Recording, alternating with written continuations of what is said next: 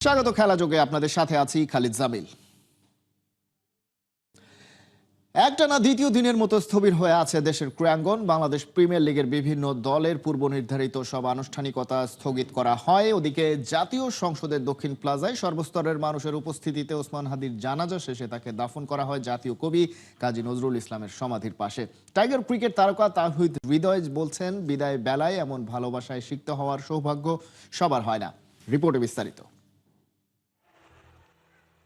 আমরা আজকে তোমাকে প্রিয় হাদি বিদায় দিতে আসিনি।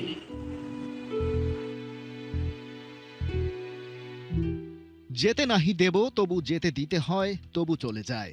আমরা চাইনি তবু চলে গেলেন ওসমান হাদি। মৃত্যুর সাথে পাঞ্জা লড়ার সাহস ছিল যার, মরণের ভয়ে কাতর শোনায়নি কখনো যার কণ্ঠধ্বনি। মৃত্যুকে তার আলিঙ্গন করাই লাগলো জীবনের ৩২ নম্বর শীতের সন্ধ্যায়। শায়িত হলেন ৩.৫ হাত মাটির গভীরে।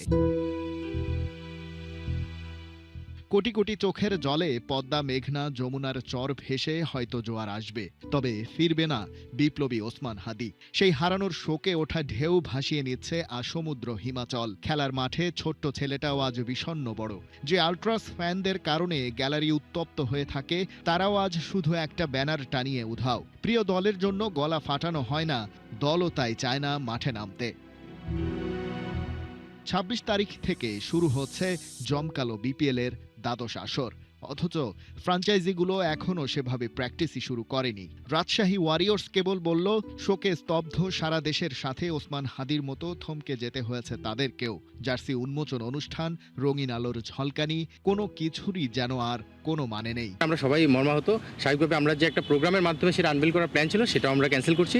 আনভেলিং করব খুব শীঘ্রই। এটা আমরা আসলে হাদিকে উৎসর্গ করতে যাচ্ছি। ক্রিকেটার তাওহিদ হৃদয় তার শোক বার্তায় ওসমান হাদির সৌভাগ্য দেখে ঈর্ষান্বিত। বিদায় বেলায় এত মানুষের ভালোবাসা সবার কপালে জোটে না। এই যে শেষ যাত্রা, এই যে বিষাদের বিউগল, এই যে কান্নার রোল, ওসমান হাদিকে হয়তো তার কিছুই স্পর্শ করে না। যে চলে গেছে কবরের নিঝুম অন্ধকারে, সে আর বাড়াবে না হাত। তবু সান্ত্বনা একটাই, আর 10টা সাধারণ মানুষের মতো বাঁচেনি ওসমান হাদি। ও জীবন দিয়েছে, তবু জুলাই দেয়নি। তার শহীদি শরীর এই বাংলার বুকে দাঁড় করিয়েছে সব দল মত পথের মানুষকে এক কাতারে। হাদি হয়তো বলছেন, দেখে যেতে পারিনি, তবু তোমরাই বাংলার বুকে সবাই মিলে আনো রাঙা সকাল। খালিদ জামিল, ৭১। বিপিএল এ চ্যাম্পিয়ন হতে চায় রাজশাহী ওয়ারিয়র্স। দলটা সবার আগে শুরু করেছে প্র্যাকটিস। নিজেদের ম্যাচ জার্সি উৎসর্গ করছে বিপ্লবী ওসমান হাদির জন্য। শিরোপা জিততে শুরু থেকেই 6 বিদেশিকে পাচ্ছে রাজশাহী। দেশের বর্তমান পরিস্থিতি নিয়ে দুশ্চিন্তা থাকলেও দলটা শঙ্কিত না। নাহিন বিন জসিমের রিপোর্ট। এমন স্নিগ্ধ হাসিতে নির্বাচনের যুদ্ধে জয় ছিনিয়ে ওসমান হাদি পা ফেলতে চেয়েছিলেন পবিত্র জাতীয় সংসদে। হাদি ঠিকই আসলেন, তবে শুধু নির্বাচনী এলাকার মানুষের রায় নিয়ে না, পুরো বাংলাদেশের হৃদয় উজাড় করা প্রার্থনা আর ভালোবাসার সঙ্গী করে। বীরের বেশে বিদায় নিয়েও হাদি বেঁচে থাকলেন লাল সবুজের বাংলাদেশে কোটি হৃদয়। এই বিপ্লবীর প্রতি ভালোবাসা দেখা যাবে খেলার মাঠেও। বিপিএল এর নয়া ফ্র্যাঞ্চাইজি রাজশাহী ওয়ারিয়র্স মাঠে নামতে চায় এই যোদ্ধাকে বুকে ধারণ করে। প্রথম দল হিসেবে হোম অফ ক্রিকেটে নতুন প্র্যাকটিস কিটে বিপিএল সিজন 12 এর প্রস্তুতি শুরু করেছে রাজশাহী। ম্যাচ জার্সি আনভেলিং নিয়ে ছিল অনেক প্রস্তুতি, তবে ওসমান হাদির প্রতি সম্মান জানিয়ে নতুন সিদ্ধান্ত রাজশাহীর।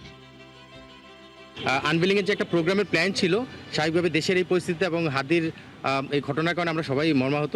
স্বাভাবিকভাবে আমরা যে একটা প্রোগ্রামের মাধ্যমে সেটা আনভেল করার প্ল্যান ছিল, সেটাও আমরা ক্যান্সেল করছি। জাস্ট একটা অফিসিয়াল ছোটোখাটো এনভায়রনমেন্টে বা একটা প্রোগ্রামের মাধ্যমে আমরা সেটা আনভেল করব। রাজশাহীর নতুন জার্সি, নতুন দল, নতুন স্বপ্ন। নাজমুল শান্ত, মুশফিকুর রহিম, তানজিদ তামিম, তানজিম সাকিব। জাতীয় দলের একগাদা তারকাদের সঙ্গে জিসান আলম, রিপন মণ্ডলদের মতো তারুণ্য। টুর্নামেন্টের শুরু থেকে পাওয়া যাবে 6 বিদেশিকেও। ফরেন প্লেয়ারের ক্ষেত্রে যেটা হয়েছে, এখন পর্যন্ত আমাদের যে টিকিট শিডিউল আছে আপনাদেরকে আমি জানিয়ে রাখতে পারি। আমরা 23 তারিখ সিলেট যাচ্ছি।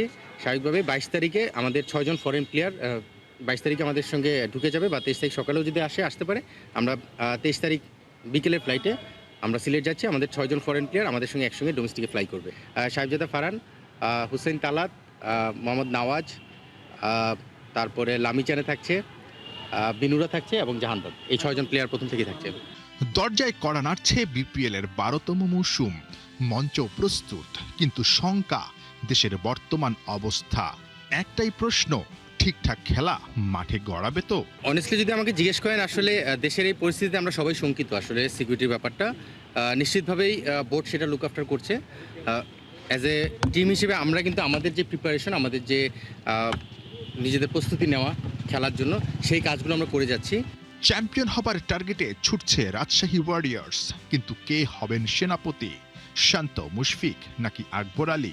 ক্যাপ্টেনের অপশনে খুব ভালো একটা মধুর সমস্যা আছে।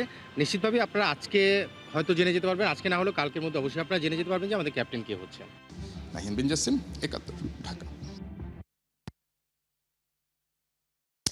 নিকোলাস পুরান, কায়রন পোলার্ডদের ভিড়ে ব্যাট হাতে নামার সুযোগ হয়নি সাকিব আল হাসানের। তবে সুযোগটা এসেছিল বোলিংয়ের, কিন্তু সেখানেও করেছেন হতাশ। 2 ওভার বোলিং করে দিয়েছেন 20 রান, তুলতে পারেননি একটা উইকেট। সাকিবের এমন মলিন দিনেও অবশ্য জয় পেতে খুব একটা অসুবিধা হয়নি তার দল এমআই এমিরেটসের।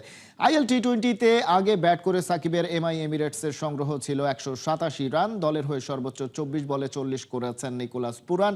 লক্ষ্য তাড়ায় ভালো শুরু পেয়েছিল আবুধাবি নাইট রাইডার্স। ইনিংসের তৃতীয় ওভারে বল করতে আসা সাকিব আল হাসান খরচ করেছেন 9 রান। পাওয়ার প্লে শেষে 7ম ওভারে আরও একবার বল করতে আসেন সাকিব, এবার খরচ করেন 11 রান। প্রথম 2 ওভারে উইকেট তুলতে না পারায় সাকিবকে আর আনা হয়নি বোলিংয়ে। তবে দলের বাকিদের পারফরমেন্সে 35 রানে জয় নিয়ে মাঠ ছেড়েছে এমআই এমিরেটস।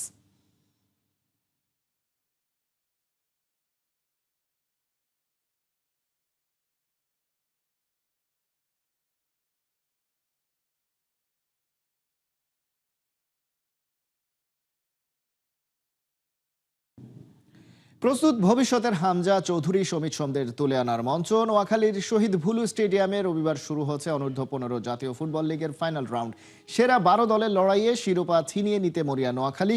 হোম ভেন্যুতে উদ্বোধনী ম্যাচে ওরা আতিথ্য দেবে বরিশালকে। বয়সভিত্তিক খেলার মান বাড়লে অনেক মেধাবী ফুটবলার উঠে আসবে বলে বিশ্বাস সবার। নোয়াখালী থেকে হাসান সজীবের পাঠানো রিপোর্ট।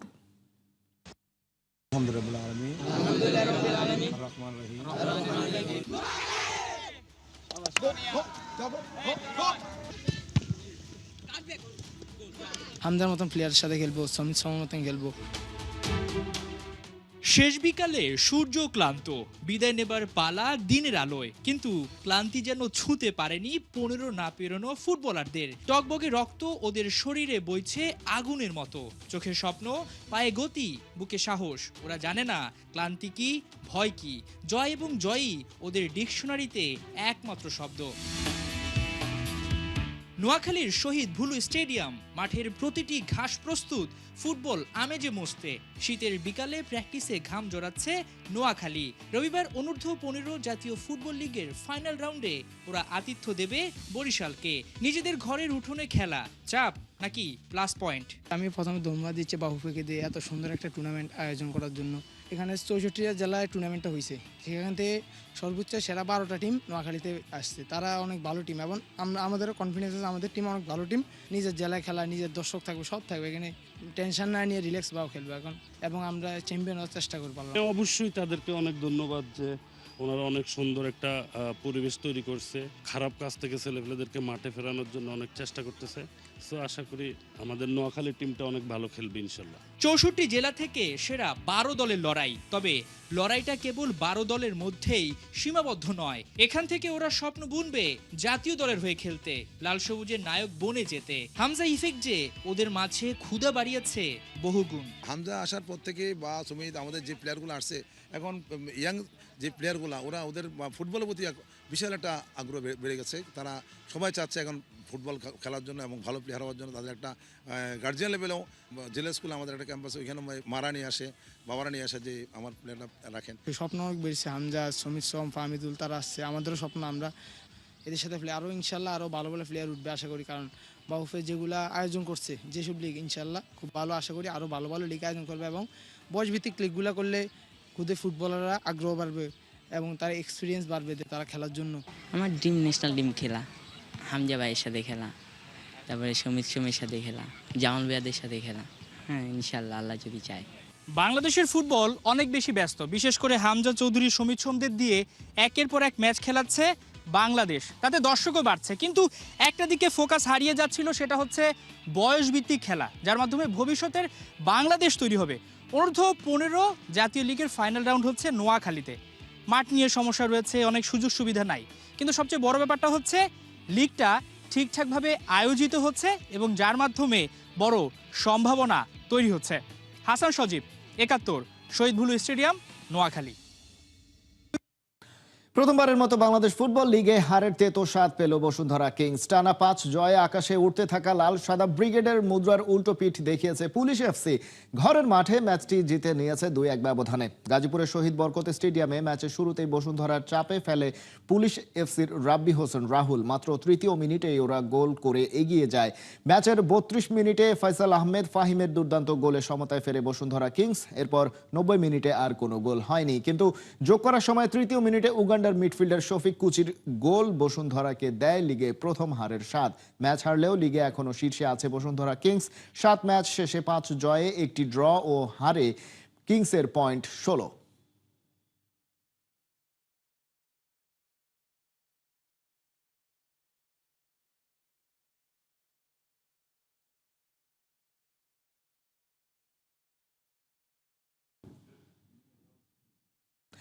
আগে থেকে আদালতে ঝুলছে মামলা, শাস্তি হলেই কাটা যেতে পারে 6 থেকে 9 পয়েন্ট। এবার নতুন জটিলতায় হামজার লেস্টার সিটি।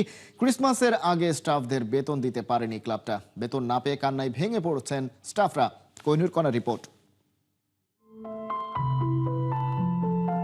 ভেঙে গেল পুরনো সব রীতিনীতি। লেস্টার সিটি স্টাফদের মাথায় যেন আকাশ ভেঙে পড়ল।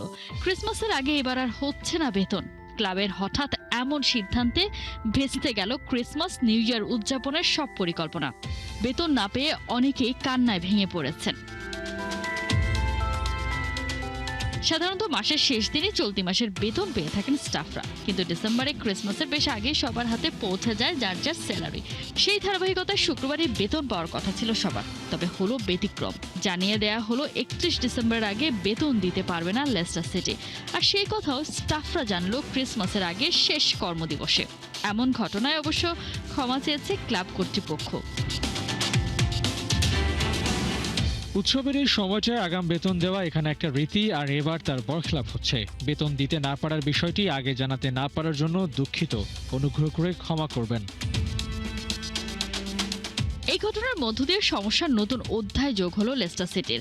2023 সালে প্রিমিয়ার লিগ থেকে রেলিগেটেড হওয়ার পর থেকে লেস্টার সিটিতে অস্থিরতা। প্রথমবারের চেষ্টাতেই চ্যাম্পিয়নশিপ জিতে শীর্ষ লিগে ফিরেছিল বটে, তবে সেই আনন্দ টেকেনি। পরের মৌসুমে আবারও নেমে যায় প্রিমিয়ার লিগ থেকে, আর এখন ফের চ্যাম্পিয়নশিপে লড়ছে ফক্সেস। 2023-24 সিজনে আর্থিক নিয়ম ভাঙার অভিযোগে চলমান তদন্তের রিপোর্টের অপেক্ষায় আছে এখনো ক্লাবটা। শাস্তি হলে 6 থেকে 9 পয়েন্ট পর্যন্ত কেটে নেওয়া হতে পারে, যা প্রমোশনের পথে হতে পারে বড়সড় ধাক্কা। মাঠের বাইরে অস্থিতিশীল পরিস্থিতি থাকলেও মাঠের খেলায় সম্প্রতি ঘুরে দাঁড়ানোর আভাস দিচ্ছে ফক্সরা। কোচ সিফুয়েন্তেসের আন্ডারে ডার্বি কাউন্টি ও ইপসুইচ টাউনের বিপক্ষে দাপুটে জয় তুলে নিয়েছে লেস্টার, যদিও দিল্লি এখনো বহুদূর। কোহিনুর কণা, ৭১। মাঠে নামার অপেক্ষায় রোনালদো, তার আগেই দল পেল ব্যাড নিউজ। অনির্দিষ্টকালের জন্য প্লেয়ার রেজিস্ট্রেশনের ওপর আল নাসেরকে নিষেধাজ্ঞা দিয়েছে ফিফা। জানুয়ারির উইন্ডোতে তাই চাইলেও প্লেয়ার সাইনিং করাতে পারবে না সৌদির জায়ান্টরা। বিস্তারিত পার্থবণিকের রিপোর্টে। বাহ, কি ফিটনেস! এই না হলে গোট। বয়সটা 40, কিন্তু শরীরে স্পোর্টিং মাসল। যে সময় সবাই বুট জোড়া তুলে রাখে, সে সময় রোনালদো কিনা বুটের ফিতা বাঁধছেন আরো শক্ত করে। 16 দিনের ব্রেক শেষে এবার মাঠে ফেরার অপেক্ষায় CR7। তার আগে ইনস্টাগ্রামে এই এক ছবিতে ফেলেছেন শোরগোল। ইলন মাস্ক তো একটু বেশি এক্সাইটেড। ছবিতে কমেন্ট করেছেন, I guess I need to work out. Elon মাস্কের পাশাপাশি বিস্মিত সাবেক ফুটবলার অ্যান্ড্রু হ্যান্ডারসনও। রোনালদো তার কাছে যেন এলিয়েন, যে কিনা সম্ভবের নতুন সংজ্ঞা দাঁড় করিয়েছেন। রোনালদো মাঠে ফেরার অপেক্ষায় থাকলেও তার দল আল নাসর মাঠের সমস্যায় জর্জরিত, বিশেষ করে ফিফার সিদ্ধান্তের পর। লেটেস্ট আপডেট, আবারও প্লেয়ার রেজিস্ট্রেশনের ক্ষেত্রে ফিফার নিষেধাজ্ঞায় পড়ছে রোনালদোর ক্লাব। কেন, কার অভিযোগে এই নিষেধাজ্ঞা, তার কিছুই জানায়নি। এমনকি প্রত্যেক ক্ষেত্রে নিষেধাজ্ঞার সময় উল্লেখ করা হলেও এবার সেটা অনির্দিষ্ট সময়ের জন্য। এবারই প্রথম নয়, 2023-এ আহমেদ মুসাকে লেস্টার সিটি থেকে সাইনিং এর ক্ষেত্রে নিয়ম লঙ্ঘন করায় 3 ট্রান্সফার উইন্ডোর জন্য আল নাসরকে নিষিদ্ধ করেছিল ফিফা। যদিও সেই নিষেধাজ্ঞা কাটাতে হয়নি সৌদি জায়ান্টদের। 2 মিলিয়ন ইউরো জরিমানা দিয়ে সে যাত্রায় পার পেয়েছিল রোনালদোরা। ধারণা করা হচ্ছে এবারও তেমন কিছুই হতে যাচ্ছে। অবশ্য সৌদি প্রো লিগে শুধু আল নাসরই নয়, আল শাবাব, আল রিয়াদ, দামাকো আছে প্লেয়ার রেজিস্ট্রেশন করার ক্ষেত্রে নিষেধাজ্ঞায়। পার্থ বণিক, 71। বিশ্ব ফুটবলে হাই ভোল্টেজ আলো কিলিয়ান এমবাপ্পের আজ 27তম জন্মদিন। 27 বছর বয়সে পরিসংখ্যানের রেসে টেক্কা 9 রীতিমতো ছাপিয়ে যাচ্ছেন লিওনেল মেসি আর ক্রিস্টিয়ানো রোনালদোর মতো দুই চিরকালের সুপার হিরোকে। গোলের গতি, অ্যাসিস্টের ধার, মিনিটে মিনিটে প্রভাব সব মিলিয়ে এমবাপ্পে এখন ফুটবল গ্রহের সবচেয়ে স্পোর্টিং বিস্ফোরণ। আর তার জন্মদিনের সংখ্যায় সংখ্যায় তাকে নিয়ে তুলনা থাকছে জুবায়ের নূরের রিপোর্টে। গোলপোস্টের সামনে বিদ্যুৎ গতির স্প্রিন্ট, ডিফেন্ডার ছিঁড়ে ফেলা কাটব্যাক আর ফিনিশিং এ বরফ শীতল মাথা, এই 3 অস্ত্রেই 27 বছর বয়সে বিশ্ব ফুটবলের এলিট ক্লাবে নিজের নাম খোদাই করে ফেলেছেন কিলিয়ান এমবাপ্পে। আর আজ এই গতিদানব পা রাখলো নিজের 28তম বছরে। বিশ্বকাপ জয়ী এই তারকার জন্মদিনে এবার দেখে নেওয়া যাক কেন তাকে বলা হয় দ্য ফ্ল্যাশ। ক্লাব ও জাতীয় দল মিলিয়ে এখন পর্যন্ত 544 ম্যাচ, গোল 410টি, অ্যাসিস্ট 176টি, সব মিলিয়ে 586 গোল কন্ট্রিবিউশন। হিসাবটা আরো ভয়ঙ্কর, প্রতি 71.8 মিনিটে একটি করে গোল বা অ্যাসিস্ট, মানে এমবাপ্পে মাঠে নামলেই স্কোরবোর্ড নড়বড়ে। আরেকটু খোলাসা করে করা যাক দু একটা তুলনা এবার। 2014 সালে 27 বছরে পা রেখেছিলেন লিওনেল মেসি। তখন তার ম্যাচ 513টি, গোল 394, অ্যাসিস্ট 154, মোট গোল কন্ট্রিবিউশন 548। সংখ্যায় দুর্দান্ত, কিন্তু এমবাপ্পের চেয়ে 38 ধাপ পেছনে।